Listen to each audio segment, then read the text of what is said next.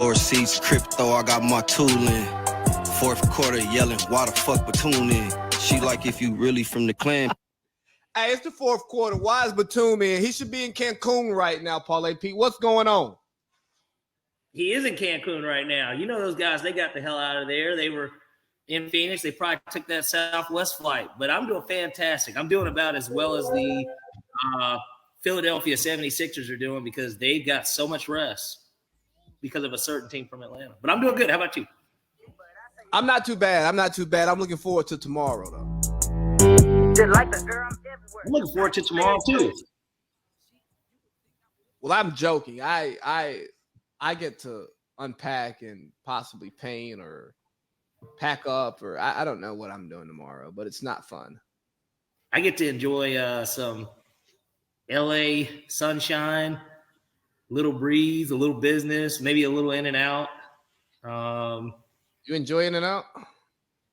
I do. I enjoy their burgers. Look, I'm one of the people that I'll go on record. I'm not a big fan of the fries either. The fries are trash. You got to get them animal style for sure if you're going to even enjoy them.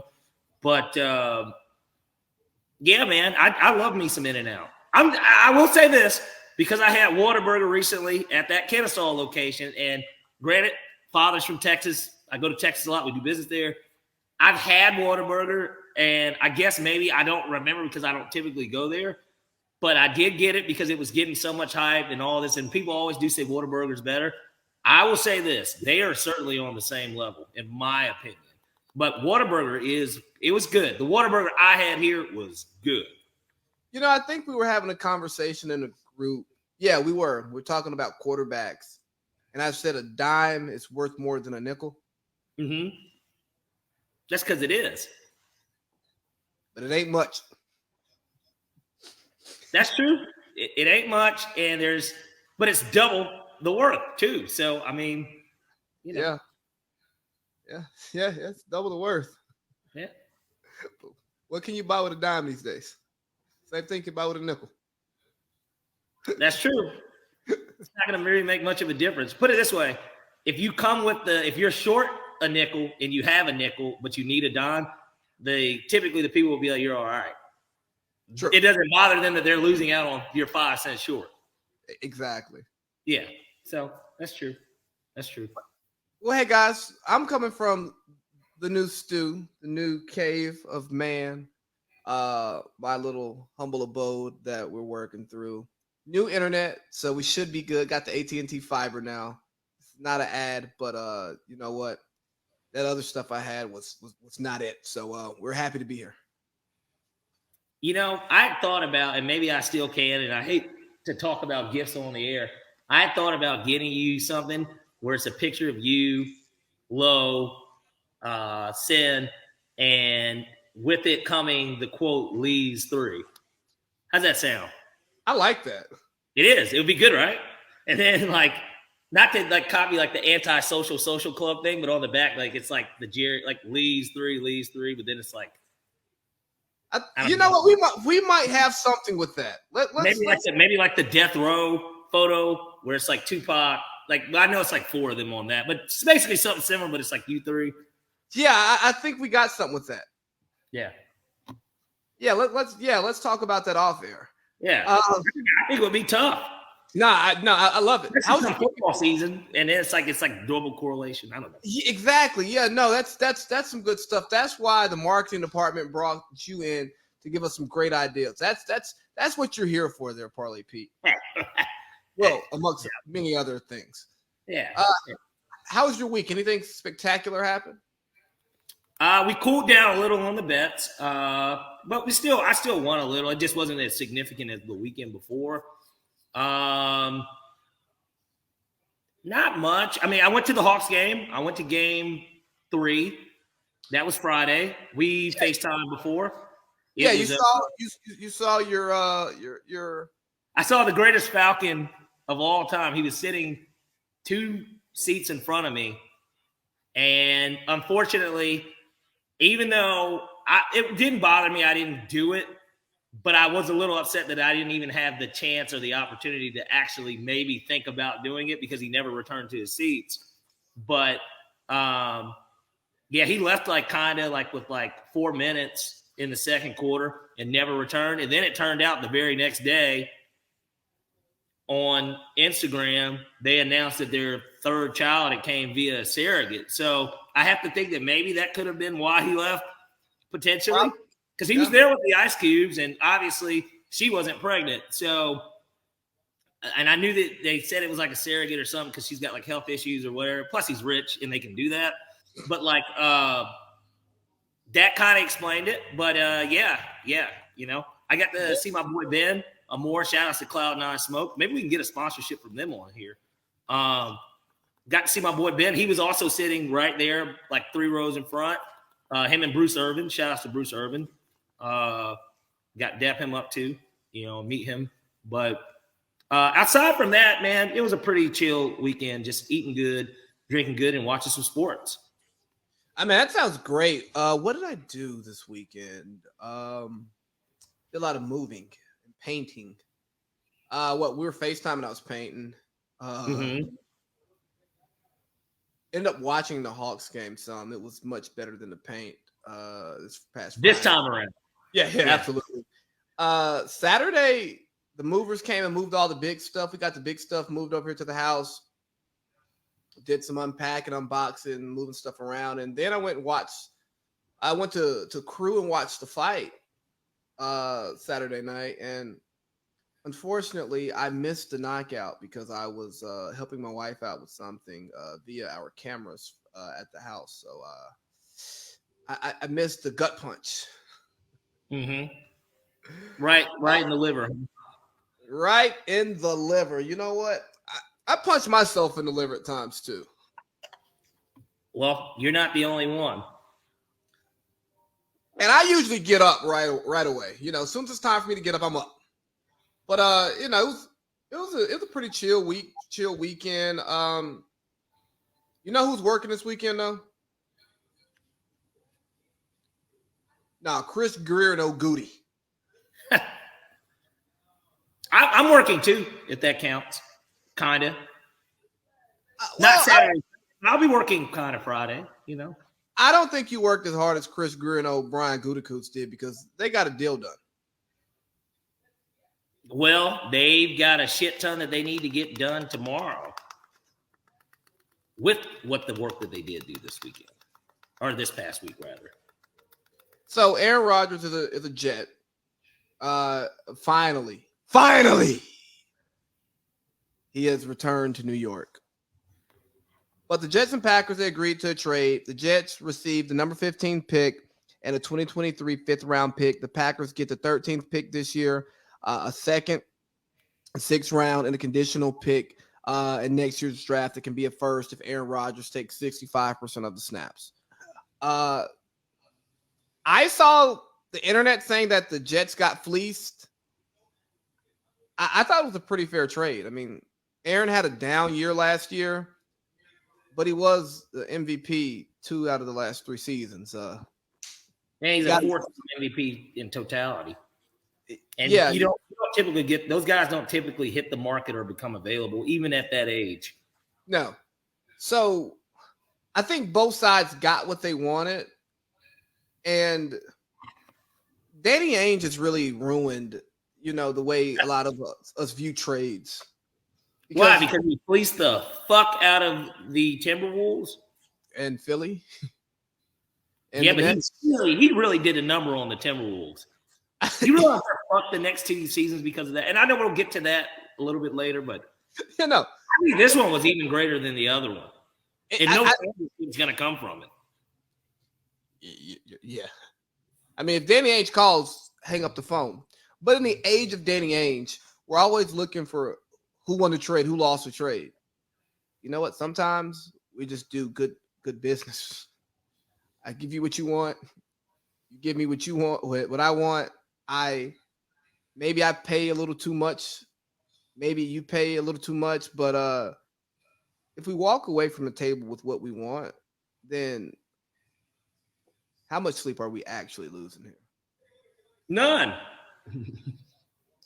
Out of 33 quarterbacks with 150 attempts, the Jets had the 3 worst rated, and they were a 7-10 team. They got an MVP throwing the ball now. That's 3 more. You just feel like there's 3 more wins, just his presence, right? Yeah, alone. And that could be him playing, having the type of down year he had last year. Yeah. You got more weapons. Did you see him coming into the facility today? He looked healthy. He looked young, healthy, like happy to be there. You know, he got his hair cut. He's not rocking that weird mullet-looking white trash, hippie, earthy shit. Did he appear that he was glowing? Low key, he could have been Prego. That's a joke. That's a joke. But no, like he had that glow going, that I guess that New York glow, that Dumbo glow. You know, like that I'm happy glow. That what?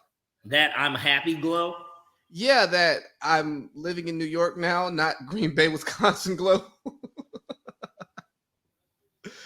That Glorilla, maybe. Hey, he can't wait for tomorrow too.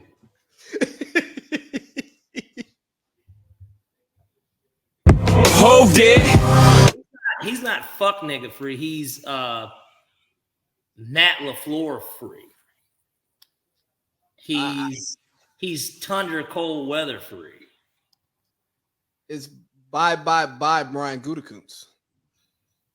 You know what's funny? I saw something. I'm thinking maybe it was Ballsack Sports. Obviously, not a real reputable, just a parody account essentially. But they had said that what was missed in the deal from Adam Schefter's reporting was that Aaron Rodgers will still maintain ownership of the Bears as a part of the deal, and you know, it gave me a nice chuckle. I'll say that.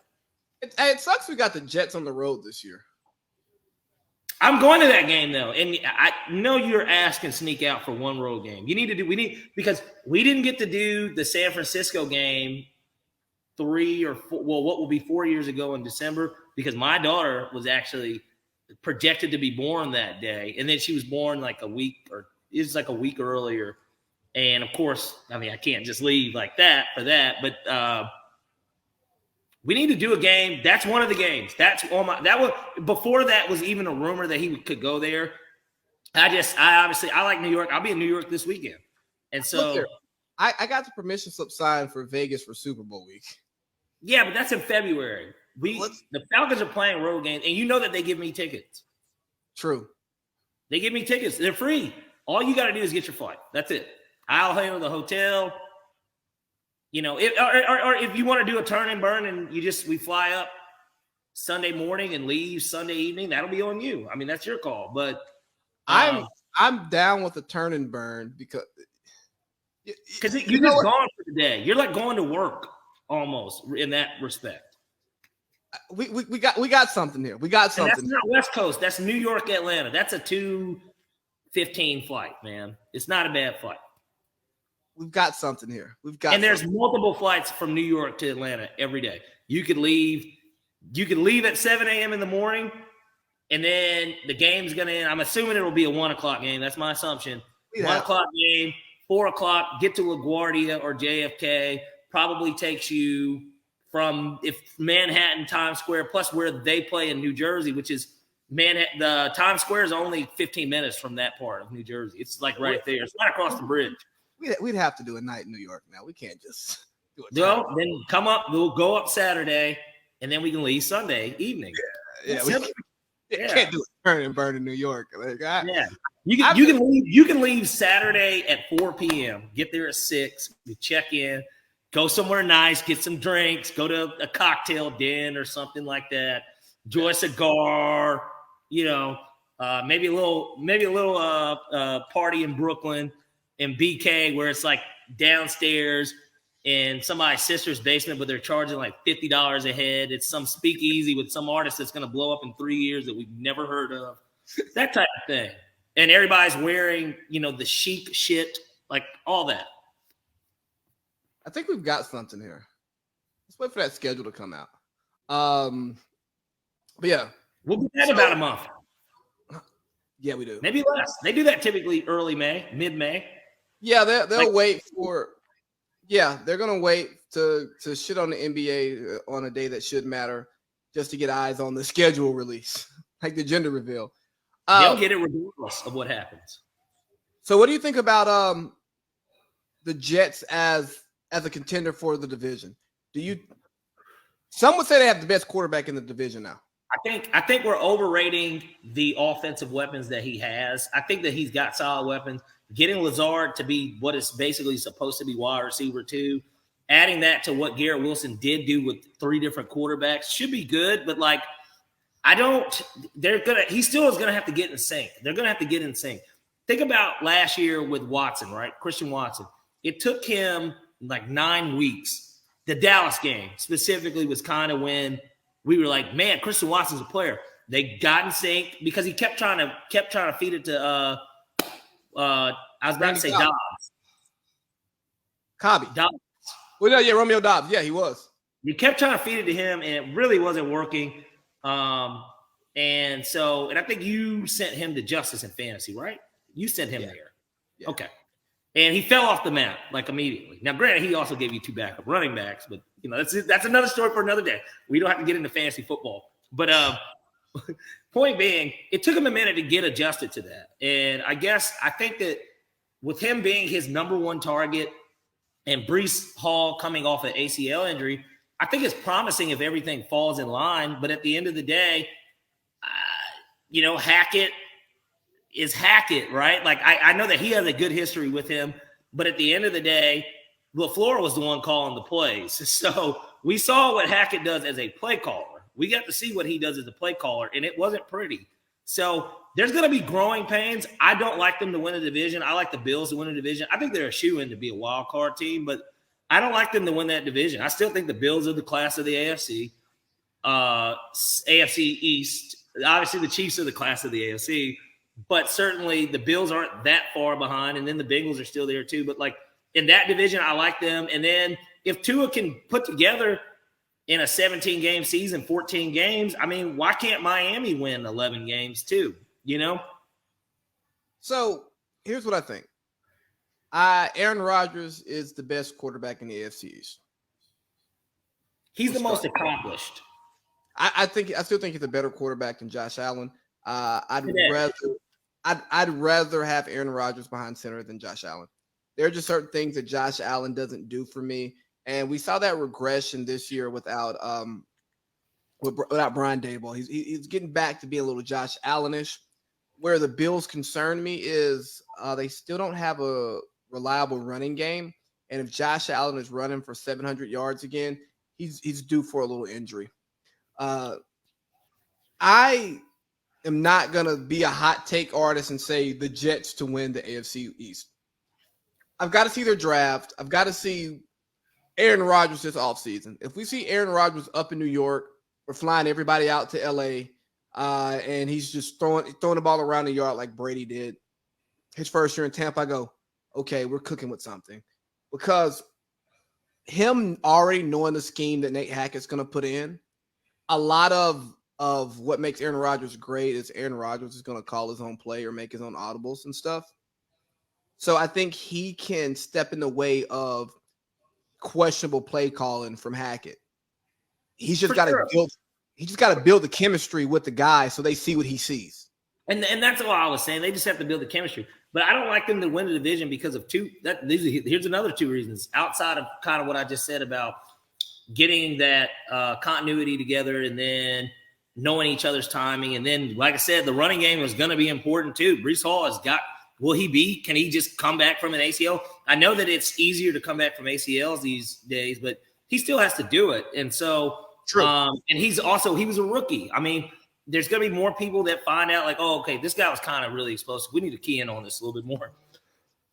But these are my other 2 reasons. Let's look at it this way. If you look at Aaron Rodgers and his history, his best teams were teams that did not win their division. When he won the Super Bowl, he was a 6th seed. When they played us in the NFC Championship, there was another one of those teams that got hot. That was another time. When they played Seattle, they were the 2. They were the 2 that year, and that might have been one of his better ones. But When they went 15-1, they didn't do anything. And so I look at it this way. Wild card Rodgers is better than rested Rodgers, if that makes any sense. He's a guy that plays with the momentum. So I don't think that them winning the division would really be a big deal anyways in terms of Super Bowl contention. But winning that division, you can look at it just like you looked at Brady when he came to our division. They won the Super Bowl, and they were a wild card team. They were the 5 seed that year. And the established team, the Saints, the team that pretty much had been the best team in our division the last decade, they did what they did. They won the division. And so I think the Bills will continue doing that. And, they still got Miami to fend off. And as much as we know that the Patriots are the worst team in that division, that is still a Bill Belichick coach team that can beat you any week. So tough division. They should make it, though. I wouldn't be surprised if every team in that division made it, honestly. I wouldn't be either. What does this say about Zach Wilson's career? You think Zach Wilson's career is over? Is he Josh Rosen? He's going to get another shot to be somewhere. He can get the Baker Mayfield treatment, oddly enough. Even though Baker proved more, somebody will take a gander on him if they want to tank, a la what the Commanders are going to do kind of this year, to where they put him in just to set themselves up for the number 1 pick that next year. Hey, speaking of the Commanders, not picking up Chase Young's fifth year option. I think it's a great idea. I think it's absolutely amazing. Chase Young has been hurt and overrated. Check his numbers. He hasn't had a 10 sack season in his 3 years as a pro, and he pretty much didn't play at all last year. Is there potential there? Yes. Do I think he rode the hype train created by the Bosa's coming out of Ohio State? Absolutely. Again, did he deserve to be a high draft pick based on who he was in college? His production and his measurables? Yes. But he's not been the disruptive pass rusher that the Bosa's are, So I wouldn't want to pay that price tag in year 5 for a guy who's coming off of injury. We get a full year to look at him. And if he's great, we'll just pay him this offseason. Maybe we pay a little bit more than we would on the 5th year option. Or if he's average, maybe we get him for a steal and he turns up next year because he's actually back from the injury and he's has his confidence back. So how would you feel if Terry gave up a 3 and then a conditional 4 that could be a 2 next year to get him? I think we're so desperate for pass rusher. I'm not. This year 3 and a conditional 4 that could be turned into a 2 next year. Don't we have 2 3s? We have 2 3s, right? 2 3s or 2 2s? This year? Yeah. The Matt Ryan 3 was last year. We got that pick last year. We only got 1 3 from them.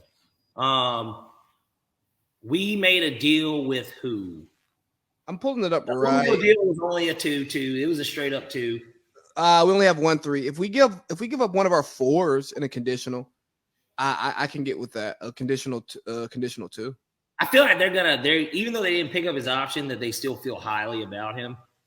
In a sense of we don't want to trade him unless we can get some really solid value. And I feel like that would a 3 and a conditional 4 that could turn to a 2 would pique their interest, especially if they think he's a good enough player, but they also don't want to pay him and they don't want to win games this year because they want to get Caleb Williams to come home. I don't know. I feel like they would take it. Here's the thing. Jalen Ramsey went for a 3. I can't give up more for Jalen Ramsey than Chase. I mean, we gave up a 5 for Okudah. Yeah. We gave that. Which at that point, why not just give up the 3 and get Jalen? I'm not sure Jalen wanted to come here. If we could add a guy like that, I think that he certainly has proven that he can be a productive pass rusher. But they're right. Like you said it in our group earlier. They were right for not picking up his option. Why would you pick up his option? He hasn't basically done anything the last 2 years. So why pick it up? Let me see. What would that option be? Chase Young. I think 17.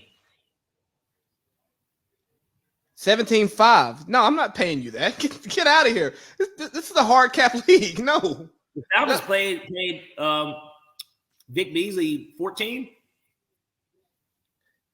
Well, and they didn't. We didn't, but I'm just saying we picked up his option. He had an all-pro season on his back. You kind of got to pick up the option. And probably finished in the top 5 in DPOY. Yeah, so you had to pick up the option just because he gave you an all-pro season, sack leader, all of that stuff. So Chase Young hasn't done that. His best year, didn't he have like 13, I thought? No, his best year is 9.5. Really? Yeah, he hasn't broke 10. Well, this is how you know I don't watch Commanders football. Excuse me. His best year was 7.5. He has 9 career sacks. Yeah. Bro, I'm not paying you. Get the fuck out of here. Yeah, I backtrack that. We'll give him a 4 that can conditionally. Next year's 4 that could turn into a 2. If he reaches, matter of fact, if he reaches 10 sacks, I wouldn't even put it on the snap count. I'd do. We got to do it now. He's got to have this type of production for that. Yeah, bro. Like he's 7.5. I get it. He didn't play a full season, but 9 career sacks in 3 seasons. Nah, bro. I can't give you big money. You were talking about the 4 that we're getting from the Jaguars. That's conditional. That turns into a 2. If Calvin Ridley resigns, if he signs an extension with the Jaguars, we get that 2. We'll have a 2 for him. So we would have 2 2s next year. I don't want to give it to him. I'd be down. I'm fair game on that type of deal. Or just give them R2. No, don't do that. He's not worth it. Give them that pick because the Jaguars are going to be good. They're going to be good. We're not. They're probably going to win that division. Again, do you think we should draft Bijan? The more and more I thought about it, if we can't move down, yeah, I actually do kind of like the idea of it. Only because Peter King, I watched Peter King on Good Morning Football. I like Peter King. I like Peter King too. And he's a reputable person that I can remember always reading in Sports Illustrated when I was younger. Similar to how I've talked to you about my love for Bill Simmons back in the day. Like I used to love reading Bill Simmons stuff because it was just great. It was just great insight. I don't know. Great mind. They're great writers. They're really good writers. And so with Peter King, he kind of did his mock, and essentially he said the Falcons might be the biggest like non-secret of the draft in terms of teams in the top 10 that wants to trade down. That if there's any team that would want to move up, the Falcons are open to doing it. And he said that he tried to work it to where maybe a deal will get done that they could move down, but he said none of them made sense to necessarily get a talent that was as good as Bijan. So he has us drafting them. And obviously, you look at Tyler Algier, what he did. To me, what he did last year is somewhat of a bonus because they didn't expect him to do that. He did do it. He's still dirt cheap. And you could set this thing up to where with Bijan, at least based on what Sark says, Sark believes that he can be running slot too. And like not just like occasionally. I've heard you could be Christian McCaffrey. That's what I'm saying. Not just like occasionally, but a legitimate, this guy's getting 6 catches a game and he's got 18 carries. I like the idea of that. I'm sorry. I love the idea that another serious weapon out there, if he gets 17 carries, 5 catches, or 18 carries, 4 catches, whatever a game, 20 to 23 touches a game, and you can still give Algier 13 or 14 carries a game, I actually kind of really like the fuck out of that. And then Cordero will still get maybe an occasional 3 or 4 carries and his 2 or 3 catches. I really do like that. If he can become a 1,000 guy, I have no issue with us picking him that high. Unless Jalen Carter drops. He's not going to drop. I know. Pete's not having it. Pete or Dan Campbell. I think they will both fucking take him. Now, where it could get interesting is if somebody like CJ Stroud and he drops and he's sitting there at 8 and I do it. The CJ Stroud tankathon smear is has begun. And this is not to say that what's being said about him is not true, but he was talked about as having great pinpoint accuracy, making quick decisions, and putting the ball where it's supposed to go. Now all of a sudden he does poorly on a test, and that measures your ability to process information, and now he can't process. He's dropping down draft boards. Do I think those tests are important? Yes. But do I value what the film says over the test? Yes. Like, if the film is showing me that this guy processes well, I'm going to lean on that. I'm going to lean on that more than that fucking test. And like how important is that test really in a sense of... Let's think about this. The SAT, the ACT, test that we had to take to get into college. Somebody might be a bad test taker. Dog. My scores were average as fuck. Or how many people did you go to high school with or grow up with who didn't even go to college and they're doing really well for themselves because they found their niche and they're thriving? Like, I got some friends who are like running handyman businesses, roofing, fencing, and I go, mechanic, like, what you do takes a lot of brain power. And you didn't have to spend the amount of money to get to get that knowledge as I did to get a degree that, I mean, it's a poli-sci degree, man. What job you doing with that? Well, you know? I know a lot of people with poli-sci's close to my life, and none of them use them. Literally, like none of them use them. And I agree. I agree. But I get what you're saying just in terms of fuck a test. Like, this man, we've seen it for 2 years now, what this man can be. And, you know, if it, in a weird way, if it isn't for a bad game against Michigan, he might be the Heisman winner. Like, so this past year, he might have been the Heisman winner. If they go out there and they put a foot in them, he probably wins the Heisman and Caleb Williams doesn't. So I don't know. If he falls to 8, I love the idea of the Falcons drafting him because I look at it this way. Ridder can have the keys. He's the starter, and they can continue to say that. And it can be one of those things where, well, if Ridder comes out and we're 6-3, look at Trey Lance, man. I mean, he's all up in rumors, and they gave up 2 firsts to move up to draft him. And he's all in rumors, and they're like, nah, man, we're going to go with the last pick of last year's draft. We like him a little bit more. And it'd be one of those things where, well, you got this guy that potentially is a trading chip for a team that did like him, that couldn't get to him. And you didn't have to give up anything to move up to get him. You can get him. And then even better, if what I think is going to potentially happen, if Desmond Ridder comes out and he seems to be the reason we're losing games and we're winning games in spite of him, make the switch. Like, so – it's one of those things where if a team like San Francisco is willing to give up on a guy that they drafted 3rd 2 years ago that hasn't even really got to show himself, like, and they gave up all that capital and they're already ready to move on, why can't we do the same for a guy we drafted in the 3rd round, or we drafted in the 1st round for a guy that we drafted in the 3rd round the year previously if he's better? You know, the Patriots had to move off of Bledsoe after giving him a $100 million contract too. We got a $100 million contract before that Tom Brady shit. And like, I remember that, but they had to move off of Drew Bledsoe. And I almost went down the rabbit hole either. I don't know if it was today or yesterday in our group talking about the whole quarterback thing. Because, you know, your brother and I, we just don't see eye to eye on the Desmond Ridder thing. And here. And you know, I understand someone saying he's only had 4 games. What can you take from the 4 games? It's not the 4 games and the touchdowns, the interceptions. That's not what I care about. It's like I saw what Marcus Mariota was.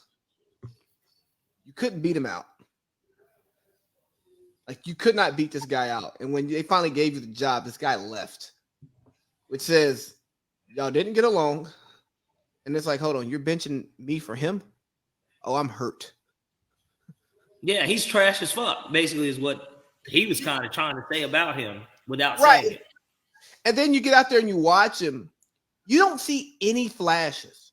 You know, even when you watch him at Cincinnati, you go, okay, this guy is Dak Prescott 2.0. Mm-hmm. If everything around him is good, he'll get the ball to the right place. We don't want him throwing the ball more than 40 yards ever in the air. Mm-hmm. And then you go watch the product on the field and you go, okay, he's scrambling a lot, and our offensive line is not terrible. So you're not making you don't know what you're seeing. You don't know where you want to go based on what you see. Rookie, got it, nerves, got it, you know. But then you remember those couple deep balls, and it's like, hold on, we haven't thrown a deep ball all year, and we got a receiver wide open, and he just throws it 30 yards past him, 20 yards past him. You go, bro, who are you throwing the ball to?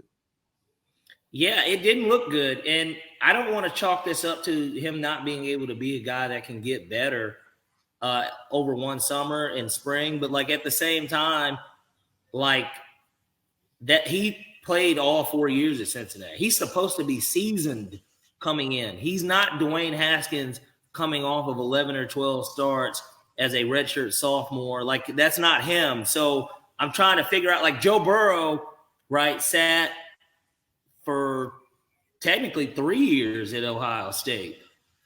Transfers to as a redshirt junior, I believe. Redshirt junior to LSU, plays 1 year, was meh. Some people were like 6th-round pick, 5th-round pick type grade. Then he comes out and he does get that much better. And you see the cockiness in the son of a bitch. Desmond Ridder seems like a glorified, like he seems like a backup to me. He seems like a backup that you might want to have, like that he can be a good backup in the NFL. And that's okay. Like, that's what type of guy I think he is. He says all the right things. I think that he can bleed in terms of like doing just all the intangibles, as everybody likes to say. He feels like that guy. He's not a guy that has ever really put it together on the field statistically, mechanically. There's been nothing that has screamed, man, this guy is talented as hell. No, he does everything else right, and he doesn't play bad enough to where you don't want to just like throw him to the side. But it's just like, man, this is the NFL. He's a backup. Like, please. I hope he proves me wrong too. Same. And in the conversation we were having in the group, when I'm like, hey, when you take a guy in the 3rd round, he's not the guy. Well, what about Brady? Look here. When they drafted Brady, they didn't think he was the guy. Brady proved them wrong. When Pete Carroll drafted Russell Wilson, didn't think he was the guy. He proved them wrong. When Dallas brought in Dak Prescott, he came onto the roster as a 3rd-string quarterback. They didn't think he was the guy. He proved them wrong. When Kirk Cousins got drafted the same year as Robert Griffin III, the owner didn't think he was the guy. Coaches did. But he eventually proved them. I don't know what he proved them because they wouldn't give him a contract.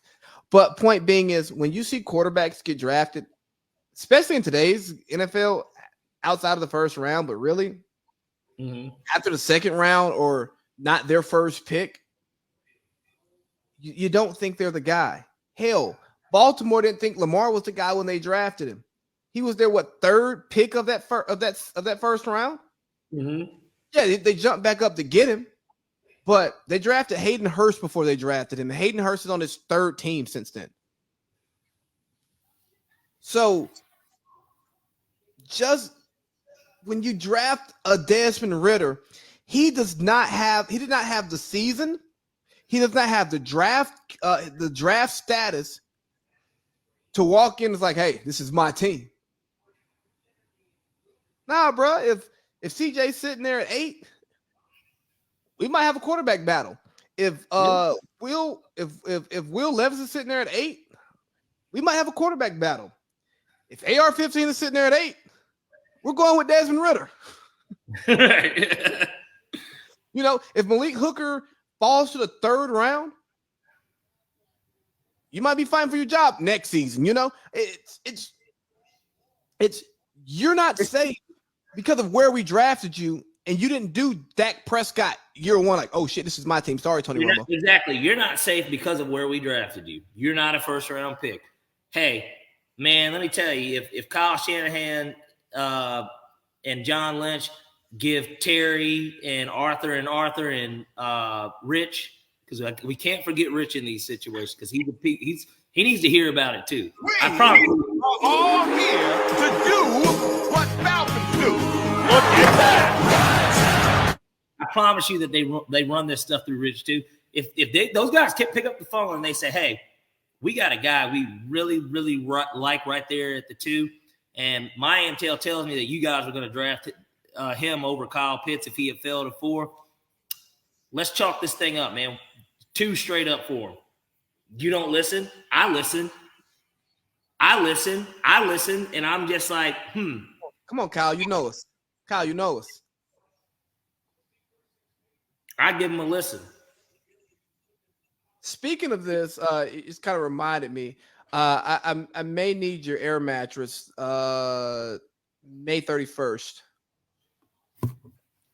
If you're available, obviously. Why wouldn't I be?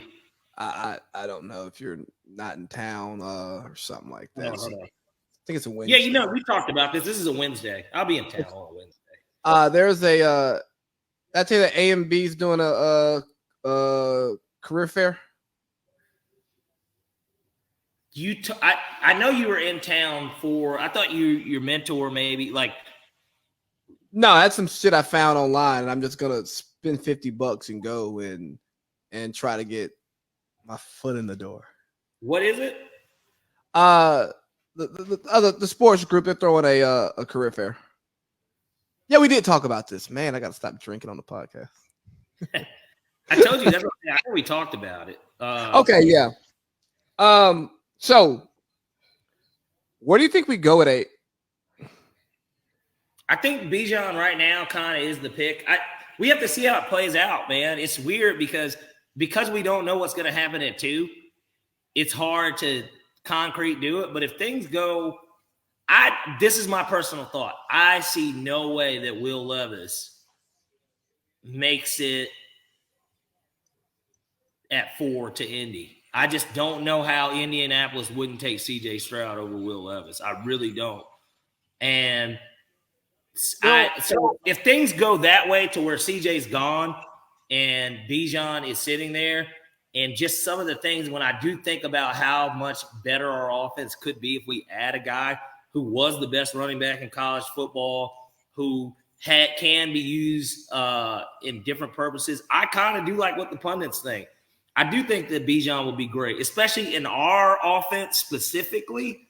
I think he would be great, and it gives Ritter another weapon, and it really does go out to where it's one of those things where if Ritter doesn't get it done this year, we're all in on a quarterback next offseason, whether that be in the draft or in free agency or via trade.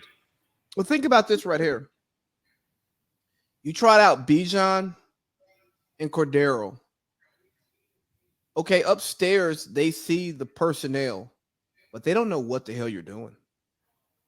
Who's in the backfield? Who's in the slot? Well, Ritter's in the shotgun, and they're both next to him, right? And or emotions went out. And you've got Pitts, Jonnu, and Drake London. Then Pitts motions to the left, and then he ups his leg, and then Cordero motions to the left. And now it's like, holy shit, I don't know where the fuck the ball is going. Like, I don't know if they're gonna run it. And then Ritter, I would say this: Ritter did appear to be a better runner than I expected him to be. Same. So you've got some wheels to where if that personnel is on the field and it's 2nd and 7, you don't know what. I mean, they could go. Who the fuck knows? Like Ritter, it might be a quarterback draw or option or something to Bijan. I mean, or it could be a quick slant. I mean, we don't know. We don't know. And that's the exciting part. And the thing is, I know that just like myself, you believe in Arthur Smith. We believe that Arthur Smith is the play caller that we need and want. And I think that if you add Bijan, it just makes the offense so much more lethal. Like your offense becomes so much more lethal. And then, but it really will be on Ritter's shoulders at that point. I'm sorry. They're going to give him every opportunity to not fail. You know what? And if that's what we do, I'm okay with the season. We're still like a top 5 gambling favorite to land Lamar Jackson. You know what? Maybe he plays on that tag and he's sitting there available next season. And we didn't like what we saw with Dez. And I guess the assumption is now that they've got Odell that he somehow finds his way back to signing that like 32.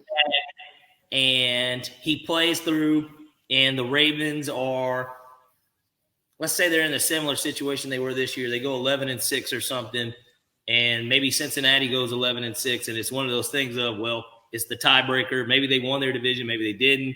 They're either the 3 seed or the 5, and then, anything kind of can happen from there. Let's say they have a disappointing playoff, and they lose that first game to whoever that would be, maybe, I don't know, the Jets or something.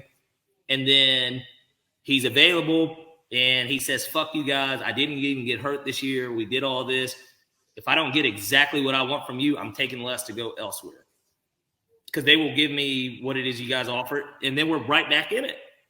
And then we don't have to give up any draft capital. And then we no more from Falcon fans, people like Justice, where we don't know. We know now. We know exactly what we have at quarterback. Well, he showed flashes.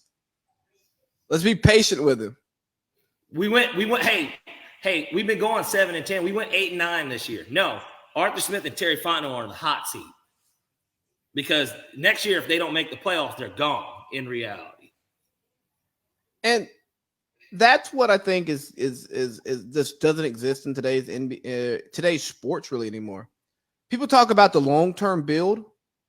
You don't have a job if you do the long-term build. Someone else gets your job with all the great work that you've put in, and then you look terrible, but you came in, you had to clean up someone else's mess. You get that cleaned up, and then by the time you get it cleaned up and your players get in and they start to produce, you're now a head of player personnel somewhere, or you're sitting on your couch so you can keep getting your money. Mm-hmm. And you're out of a job, and it's like, oh, he couldn't hack it. Like, no, I showed up with an ass load of dead cap. Mm-hmm. Well, in our situation, will look really good. Yeah, we're in such a better situation than what they took over, and it's unfortunate that we would have to use those guys to get to where we are. And Arthur, maybe who knows? Maybe Arthur gives them a second chance if. In fact, that type of scenario plays out, and we're 8-9 next year, 9-8. Let's say we go 9-8, but don't make the playoffs. You have a winning season. Desmond Ridder was average. He wasn't something you would hang your hat on, but also something to where that group of guys, the coaching staff and the front office could say, yeah, man, we're definitely not looking to upgrade at this position. Like, to where kind of what they're doing this year in a weird way, like, we're not trying to upgrade at that. Like, he's our guy. Well, that won't be the case, even if we go 9-8 next year and he's under, like, average. Somebody's got to go. And then another thing that'll be looming in a situation like that is, well, now Kyle Pitts' extension's up. So are we going to – well, he's played now. He's here for 3 years. Now he's open for extension. What did he do this past season? How did Desmond Ridder play with him? Did he go for 790 and 5 touchdowns? Were they not did he not get that 1,000 yards and 8 touchdowns that we were kind of looking for? What happens? Jonnu Smith, I'm going to assume maybe his contract will somewhat be getting ready to be up maybe, or you could definitely cut him maybe and there not be a ton of dead cap, and you save cap. Like, what do you do? Does Taylor Heineke come in at some point in the seat? Like these are all questions. And I like the way that they're doing a lot of he's doing bargain shopping. And I'll give Terry this. Terry does a hell of a job with the bargain shop. I like when I look up and I see Bud Dupree signs for a 1-year, $3 million contract. I like to see that. A guy that's had double-digit sacks. I do like to see that type of stuff. You know, and so Calais Campbell, man. Calais Campbell choosing us over the Jets says a little something, doesn't it? well, we were going to pay him more than anyone because his deal is like what, $8 million? 1 year, 8, and then I think the escalators on it could even like get it to like 10. And granted, he was still productive with Baltimore last year. Like he had 5.5 sacks. I think it was like 2 forced fumbles, and he only played like 60% of the snaps or something. So like he still is productive, but he's a rotation guy anyways at this point. So, and a leader in that locker room type guy. I mean, because we're a young team. It's him and Cordero that are going to be leading the charge. So Jonnu's $6 million cap hit this year. Going to make 8.5. Next year he's going to be $9 million on the cap. I'm sure they'll rework it. Mm-hmm. But yeah, I think this is going to be a year of reckoning, and what I hope the on-field product. I hope we get the most out of the on-field product that we can. Because again, I think Arthur Smith is the guy. I think Arthur Smith is the guy, and the roster has been pretty bad. We've been hamstrung by the cap, and now he finally has we have cap room, and maybe he can have a roster that he can get us 9 wins, get us 10 wins, because I don't want a new head coach who's going to start. Win the division.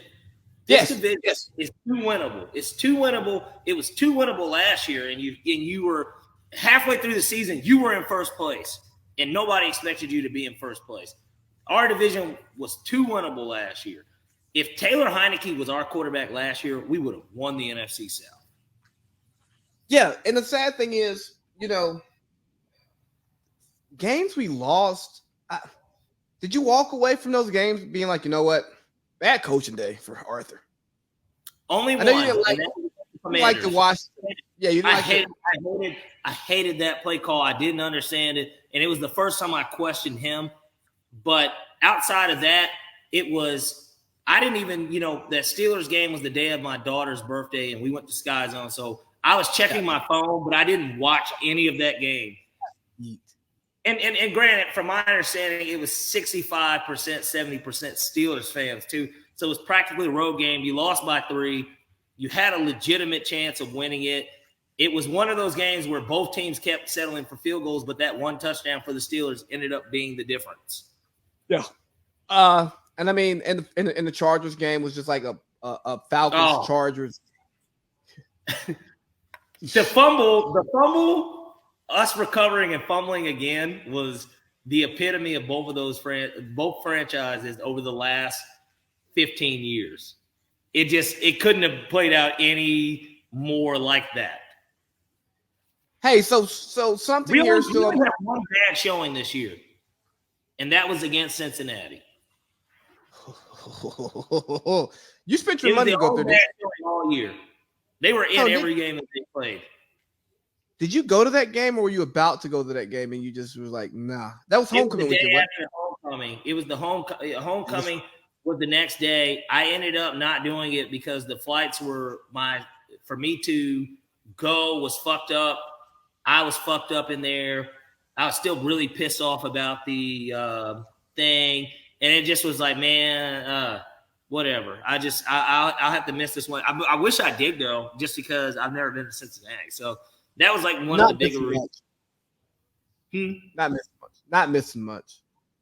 I wanted to be a part of that atmosphere though. Like it was just like, I mean, I don't want to compare it. Like when I went to Cleveland, like going to a Browns game, it was just interesting. Like I know I'm not missing much from a city perspective, but like okay, yeah, the atmosphere, yeah. And be a part of it. It would have been interesting. Plus, the Bengals did go to the Super Bowl the year prior, so it was just it was one of those things. Joe Burrow, get to see Burrow in person, like Steph looks hurt that day. If you remember, he threw for like almost 500 yards and like 4 touchdowns. They were humming that day. They were. Miami is down 1, but if you look at the free throw disparity, Adam made a call and says, I want this thing to go 6 at least. If Golden State wins, it's closed out. You're talking talking about about Steph being down. I'm talking about both games. Steph is down, but then on the other screen I got Milwaukee and Miami.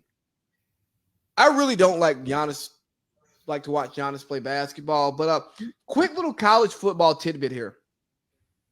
You follow any of that Coach Prime stuff? I have. He looks like he caught something to the rib, maybe. But I have followed the Coach Prime stuff. Fun fact: Coach Prime throwing a football camp at Morehouse College on June 13th. Really? Yeah. Look, hold on. I can send it to you real quick. Send it. It's on the Morehouse football page. And somebody posted it, and I saw it. Oh, what day is that? If you have your calendar up, and I can pull mine up and not be lazy. I don't hear. I'm sending it to you now. The flyer, the IG flyer. Matter of fact, I'm gonna throw it in the locker room too.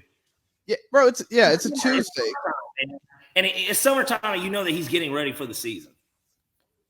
For what it's worth, I'm just saying, like you know that motherfucker is getting them ready for the season. So like for him to be able to do it, but it also when people were shitting on him about the HBCU shit, but the fact that he's gonna throw a camp, plus for him it's recruiting. He's gonna get. I don't know what the ages are. Camps are open to any and all, only limited by age, grade level, or gender. So women can't come? I don't know. Maybe cis women can't come. I don't know. I really don't know what the rules are anymore. But point being, Prime is throwing one at the school. He's gonna be down the street, and so hey, shout out to Prime, man. Shout out to Prime. But I did what they did, Shador, that whole thing. They sold out apparently or something, or 40-something. There was a lot of people. I'm talking about the 41 names that hit the transfer portal. Yeah. And funny enough, the top wide receiver from the day hit it, which was weird. He had like 150-something yards and 2 touchdowns. But maybe they don't like the way he runs the ship, or maybe they were just like, man, fuck you. Like, I mean, I don't know, So I listened. He had an interview on Pat McAfee today, and he talked about some stuff. And he's like, when have you ever seen a company come under new management and they just keep everybody? There's a reason why we need new management. Elon just did it with Twitter. Yeah, and they circle back to like because he's doing that documentary on Prime too. So it circles back to him talking about bringing in his Louis V luggage, and he said his goal is to get rid of all of you, and your goal should be to make me keep you.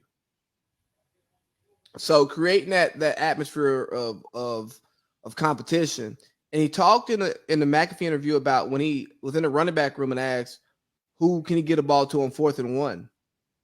And nobody said anything. And he's just like, bruh, none of y'all think y'all can get the 1 yard? Like, I don't need you here. And then he talked about it in one-on-ones. He got Travis and one of his other receivers dogging the DBs, talking shit.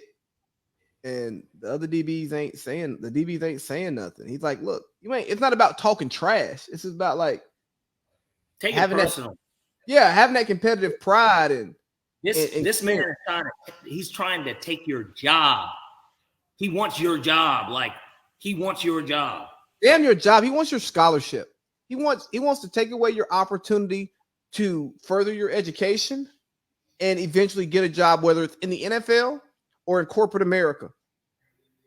He wants your chicken. And you should take that personally. Everybody. And you're not. Yeah, and because you're not, I don't want you here. I don't want those. If somebody's on my ass, bro, about my money, and like I know about it, and like it's direct as fuck, I can't let somebody compromise my living. I can't do that. And so like if I give a damn about anything, it's about what I'm afforded now and where I want to go. And I can't let another man walk in and just act like I'm not fucking here. Like that, no. Like it's just no. And I'm not mad at him. Get the guys off that 1-12 team out of there. Like, dude, you went 1-12 for a fucking reason. You know, now granted, it could be a top freshman from the state of Colorado. Maybe it was a 4-star that was like, man, I just want to be a buff. I grew up watching them. I'm a fan. I grew up in Denver. You know, we used to go to Boulder all the time. I don't know. But like at the same time, you need to take pride in what you do. And certainly you got a guy. I'm not saying Prime's one of the best coaches, but Prime is still he's regarded as certainly one of the greatest corners of all time, if not the best. He's definitely one of the top three athletes of all time. This is a brother that literally within a 24-hour span had a fumble recovery and a stolen base on the same exact point in Fulton County Stadium. Nobody can say that. He scored a touchdown 6 different ways. This dude knows what he's talking about. He's got 2 Super Bowl rings. He's won with 2 of the most storied franchises, and he's an Atlanta legend. Like, I don't know what more you need to hear from him. He's commentated and done that already, and now he's doing the coaching aspect. So I would be doing what he's saying to me because he's one of the best to do it. And he's coaching because, or selfishly, he got tired of seeing his kids being coached the wrong way. He's not like a lot of these institution coaches. He does not have to be here. He did not have to start into this profession. He doesn't have to coach at this level. There's a different level of care when the person doesn't have to be there. You know, like a lot of, not a lot. You'll see coaches who are career coaches who were graduate assistants after they were tired of being a third stringer. They know nothing but ball. And their opportunities only exist in their coaching network. Mm-hmm. How much you want to bet Tom Brady comes and talks to the Colorado Buffs at some point this year?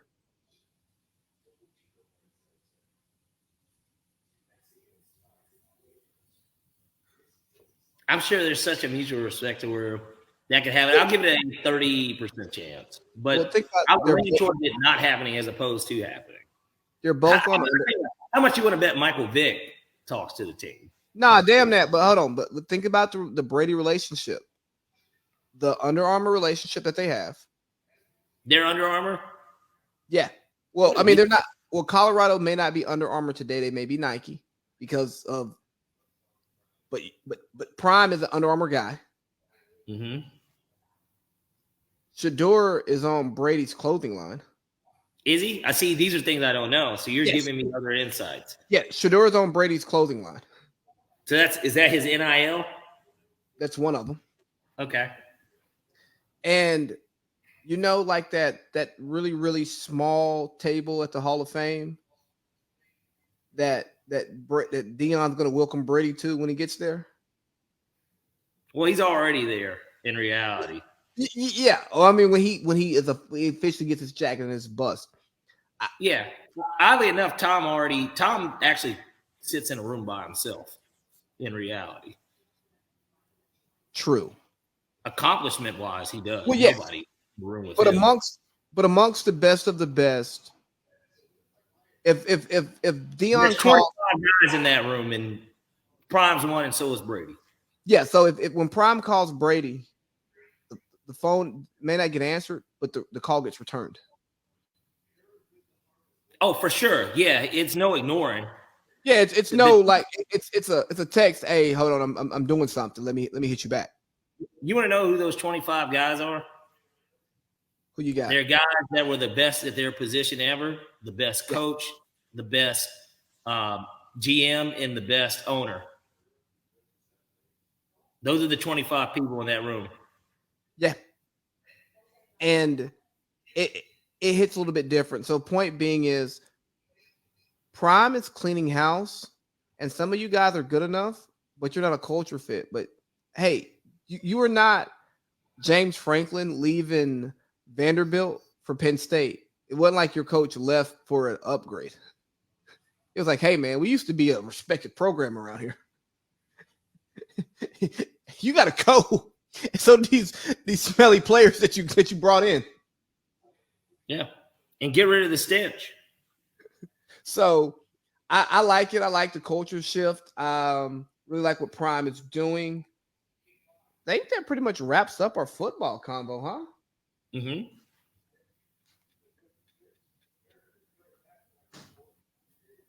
All right, yeah, that concludes the first hour here. We caught up a little bit, talked some ball, a little college ball, a little Coach Prime. We'll talk the rest of college ball like when college season starts because we don't monitor the transfer portal or high school recruits because we have jobs and a life. Well, and more importantly, we've got more important things like the guys that are going out of college more so than the guys that are still there. You know, we got NBA playoffs going on, man. It's look here. We start getting paid to keep up with all this stuff. You got me. Until then, talk about what we want to talk about. All right, man. That's hour one. Parlay Pete. AC Lee. Hour two. We're gonna talk some hoops.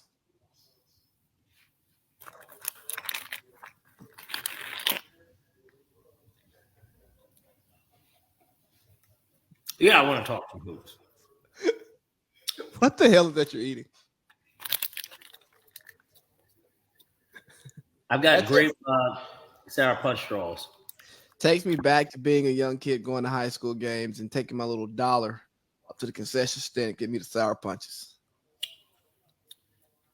I still love them. I love sour candy. Same. And I don't eat candy like that. But I bought some new drawers and some new socks off Amazon and some basic colored T-shirts and stuff. And then I saw some candy and I was like, you know what? I don't ever see grape in stores. Give me that purple stuff, baby. That's how I looked at it. Got me a little pack of Jolly Ranchers in my pocket, the red pack. Everybody likes a good candy. I love it. Man, where do you want to start with the NBA? Memphis gets redemption, then game 5. Only because that's live. I guess we could do that. Like it just ended. But I even would much rather get into, because now we've got one series set in stone for the second round. Maybe those two series just to get into the preview of that one. Or we can close out. Or maybe we can close out that way. No, because when we get into Memphis, we got some good stuff on that one. I don't want to be on that high. I want to ride that high into the culture hour. I think we're gonna have fun with culture hour this year. Mm. So, round 2 matchup set. Suns, Nuggets. Suns in 6.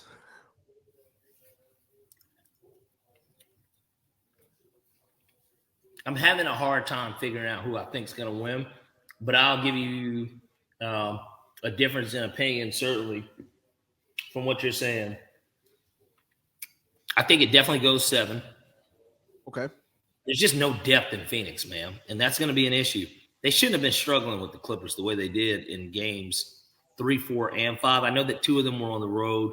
Gentlemen's sweep. I get it, but like they should not. Like yesterday, I put that sarcastic shit up. You know, I'm being a pompous asshole because I see ESPN says Clippers try to stave off elimination in close game, and it's an 18-point game, and it's the end of the third quarter, and then the shit's a fucking 2-point game with 2 minutes left. So, like, I don't know.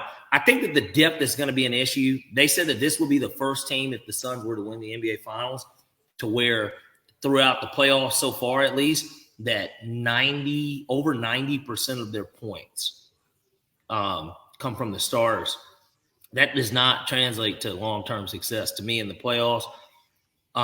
Because even with LeBron and the Heat, like when I look at teams that were just star-driven, like completely, they even still had guys, and I'm talking on that first championship team, not when Ray was there.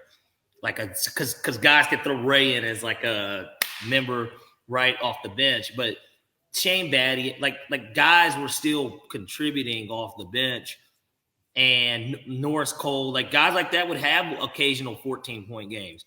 They're not really getting any production from their bench, man. Like Bismack Biyombo being your leading bench scorer. If I want to play the role of Magic Johnson and the Suns in the NBA Finals, he's like, they're asking us about that. We're not going to be there.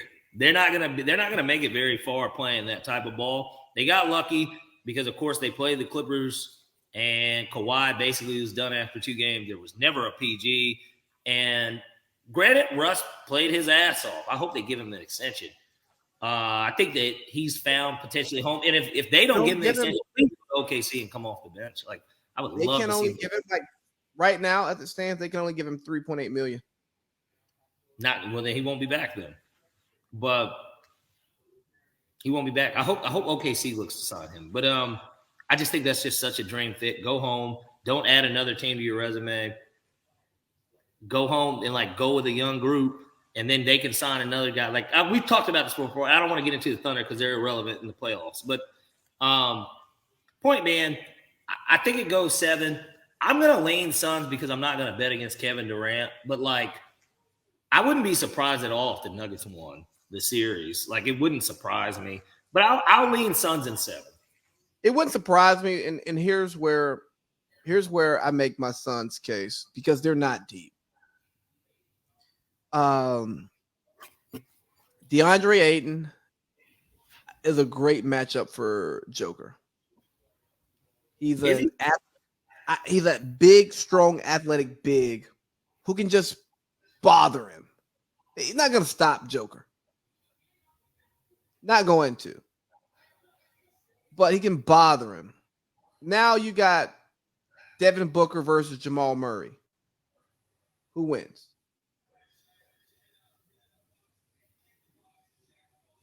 You're thinking too hard. You would have to lean Book, but like playoff Jamal Murray's been different.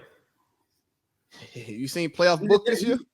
He's a better player. I mean, yeah, Book has had 2 really good games in this series. In the previous series, he had 2 good. He had one last night, and I think the game before that, like he played his ass. Like he had 2 40-point games. But like Murray had a 40 ball. And I think he had a 30 ball. Like it isn't like Murray's just that far behind him. And I think that,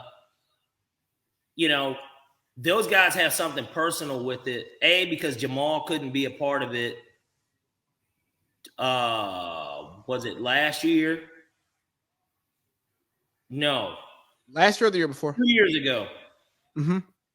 Jamal wasn't a part of it. And they swept him. Remember the 1, 2, 3, 4 guy that was in the stands. Mm-hmm. And so, like, Jokic remembers it was a testy series. He got ejected, I think, in game 4. And guys don't forget getting swept. Like, getting swept is as bad as it gets for an NBA team because all you can say is, we'll be back. Like, and we're going to, we're going to do something about it. I think Jordan got swept, obviously, by the Celtics. He never got past them in the playoffs. Though. No, he didn't. He didn't get past the Celtics. No, he never got past. But the Pistons might have swept them. The Pistons did, I think, sweep Jordan in them. And if they didn't sweep them, they beat him in 5. But point being, Jordan, that was something. Obviously, he knew it was a hump he needed to get over. And I'm not comparing Jordan to Jokic or anything, but I guess my point is that teams, when they're good teams, and like they're constantly always in these positions where now it's the second round, we're the 1 seed. We've been to 1 Western Conference Finals kind of with this core. What are we going to do if we can't win this game against this team where Kevin Durant's only played in, including the playoffs, maybe 15 or 16 games? 13 games. That's all he's played. 13 games. So, like this is one of those series where they've got to do it, and I look at it to where they will definitely take it 7. Like I think it comes down to 1 game. It will come down to 1 game, and I'm gonna lean Suns just because Kevin Durant to me is the best player on the floor. And that's typically how we determine things in basketball. Who's got the best player on the floor? And best player on the floor does not necessarily mean the best player in the series. And we know that because if that was the case, LeBron James would have won a championship every single year. he's typically been the best player on the floor, but doesn't mean you're going to win. But like when you're set up the way that they're set up, this is a win now move that they had made. And I think that they should be able to get past them, even though it's going to might be tougher than the Western Conference, even if it's LeBron he has to face or Steph or, well, I don't think it'll be the Kings, but if it's LeBron or Steph, I still think that like this will honestly be a tougher task. A, because they don't have home court, but then B, because of the desperation that Denver has, because Denver just looks like a team that's like Minnesota, but just better. They look like a better Minnesota in a sense of Jokic is significantly better. Like, you know what I mean? Like they're just like a better Minnesota. This could be the year. This could be the year where Denver and Milwaukee teams with, top 2-3 players in the league, depends on who you ask, blow it up. Because if Denver doesn't get past the Suns, you can't keep running this back and forth. Do you blow it up? You got to make a move. You got to do something. I don't think you blow it up because you keep Jokic, and then at that point you look at Murray and Porter because those are your two next highest guys. And I know that Murray, when's his deal going to be due? He signed his deal before the injury, so he sat for basically 2 of those years, and he might have signed a 4-year deal, so he'll have 2 years on his contract or something. Maybe unless he signed a 5-year deal. Porter, if you get rid of one of them, you open yourself up to where we've seen kind of Murray without Porter, but we've never seen well, I guess in the regular season we kind of saw it. But, like, I don't know. What can you get for them, though? Like, what are you getting in return for one of those guys? Where can you send them to where you're getting something that is available? And I guess there's something. Murray signed a 5-year, 158. Is he a 2025 free agent or 2024? I'm pulling it up right now. He won't be a free agent until 2025. Okay. And so here's the thing, though. There's going to be a superstar who's going to be ready to leave their situation. Somebody's going to get upset. Jaylen Brown might not want to re-sign with Boston. Sign and trade. You don't know until the offseason hits. If Jaylen's walking and they know he's walking, he's in between this deal and that deal, he goes, I'll accept the sign and trade here, or I'll sign straight up here. I'm giving you the opportunity to make a move. So we can do the sign and trade. So you get something back for me. I don't think the Hawks would make this type of move just because of what Trey did, low key. Well, hold on, we're not there yet. We're not there yet. I'm looking at potential. No. Stay. We got to stay on Denver. Because we're not talking Jaylen Brown. I'm just giving an example of how Denver could think about doing something differently, because you cannot keep trotting out Jokic, Murray, Michael Porter Jr. if he's available. You can't keep walking this out here because it's not working.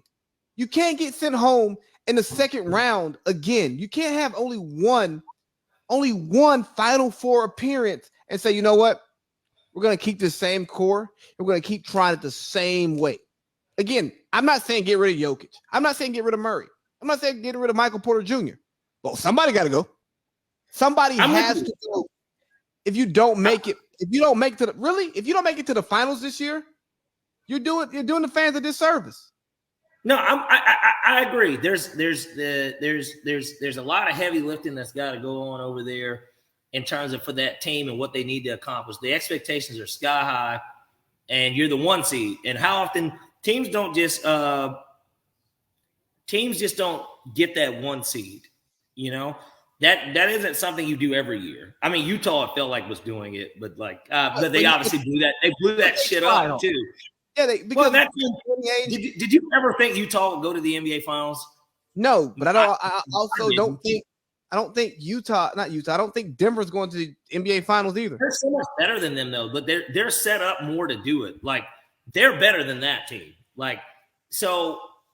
I get what you're saying, and I'm with you. I believe that you do trade somebody similarly to how I felt about the Clippers now, They've got to trade Paul George or We'll get there. We'll get there. We'll get there. I know, but I'm just saying, since we're talking this series, and that's who the Suns just eliminated them. But I'm just saying they're similar. There are a lot of teams that got that pressure. Lakers too. I mean, there's so many teams in that situation in the West. The Lakers are a little bit different because they're playing year to year based on LeBron. So they can run this same team back, but like the next year is the absolute last year to get one full year out of that group. Yes, but the Bucks too.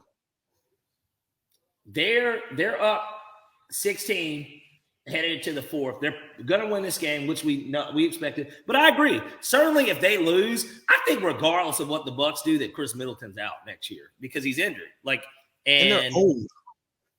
He's old. Drew's old, but Drew's also coming off Drew's best season. So Chris Middleton is the prime guy that's going to get cut. He's going to be the one that's gone. I'm just saying overall, like even though Brook Lopez is playing well, Brooks had his best non-net season of his career this year. Joe Ingles. And you can argue defensively he had his best season ever. So Joe Ingles old. What has Jay Crowder done for them? Those are bench guys. You can reshuffle bench guys. You know that. Like the vets, those guys can get reshuffled, like in this league. But Middleton's the obvious guy that goes. I'm saying in a Denver situation, there is no obvious, like, we have to cut this dude. Like, I guess we can see what happens in that series, but there's no obvious, as of going into the series, there's not somebody that I look at now and I'm like, yes, we have to get his ass out of here. Like, Chris Middleton is the guy that you get rid of no matter what happens with the Bucks. He's the guy that gets cut from that team. Like, you move on from him. And superstar Jamal Murray is the guy you let go from Denver. How? When he's been the dude that's been performing in the playoffs. He's been playing his ass off, bro.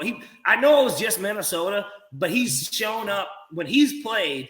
He's been hurt, but when he's played in the playoffs, he's been low-key their best player in the playoffs.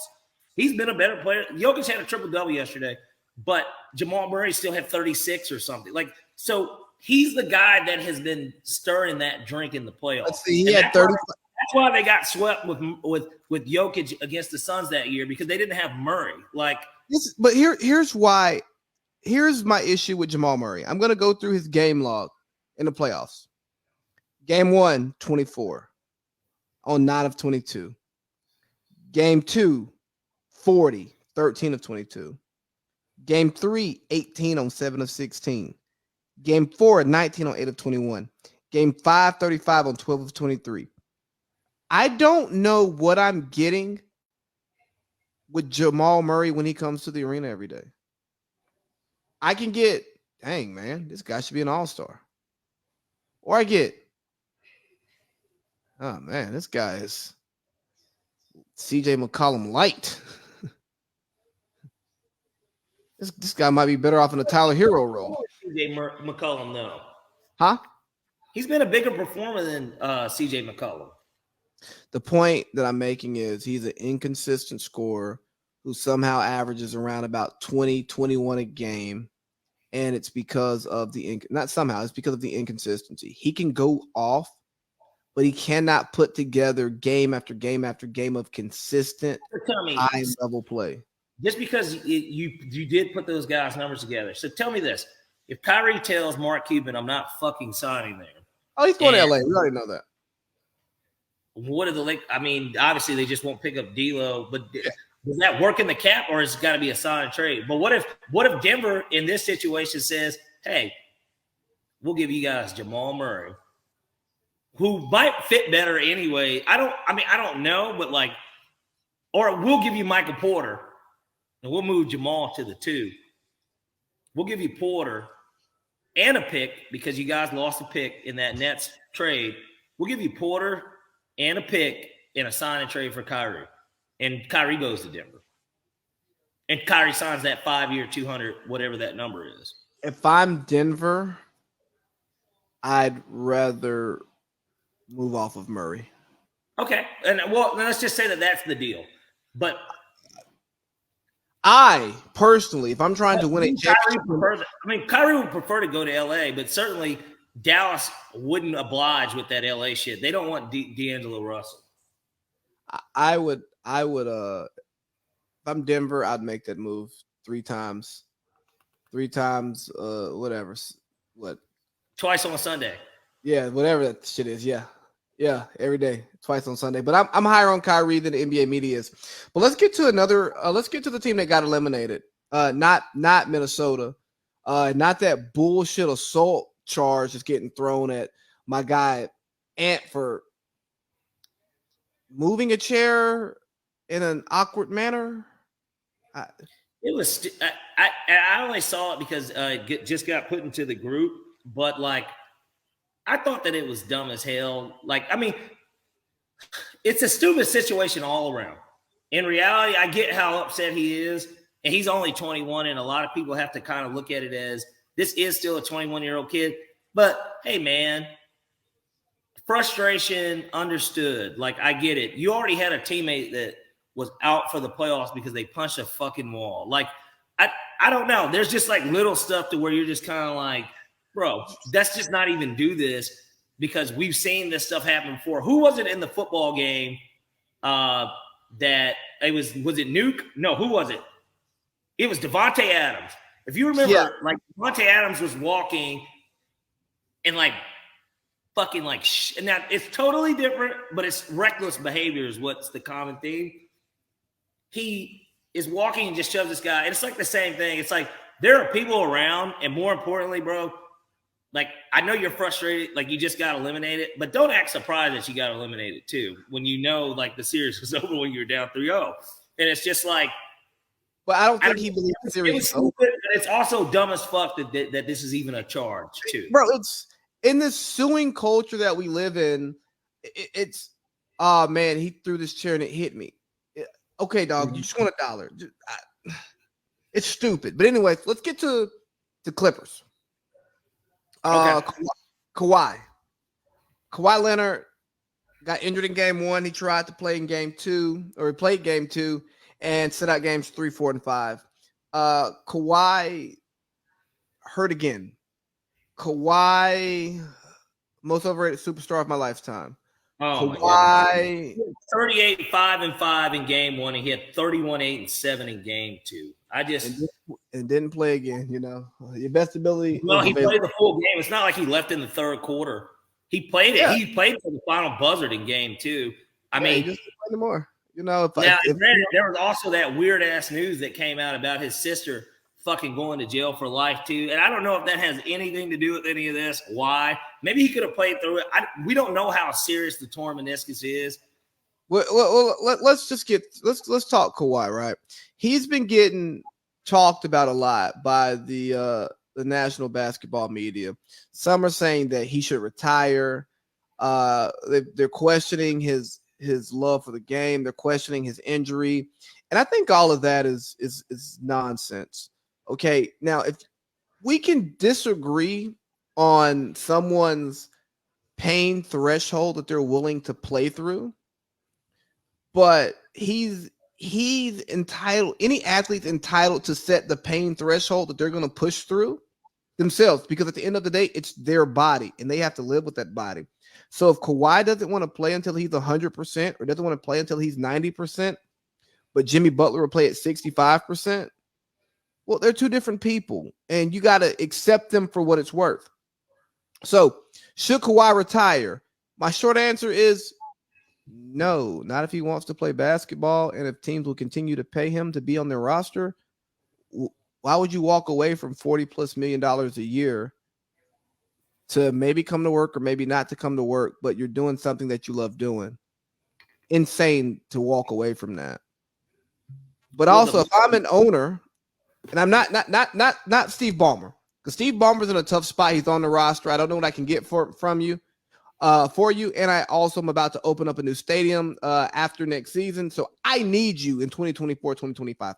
I need you to be healthy and to put you on these billboards, right? I need whoever your replacement is to be a headliner, right? Yeah.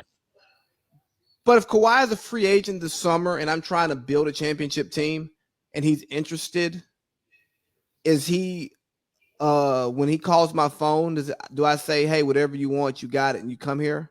No. No. In a vacuum, hell no. Now, if my job's on the line, a little bit different. But in a vacuum, no, because again, your best ability is availability. And since Kawhi got hurt against the Warriors, his availability has not been what you'd want from a superstar. If you check the numbers, hold on, let me finish. If you check, he played a fair amount of games for the Raptors. He got you what you needed. Even this year, he played a decent. He played enough, right? He played enough, but he missed this year's playoff run. He only played 2 of the 5 games. He was out all of last year. The year before, he got hurt in the second round of the playoffs. Before they made the Western Conference Finals. And then you had the bubble year where he played, but they got eliminated after having a 3-1 lead on Denver. I don't want that individual to be one of my core players. It's not a knock on his talent.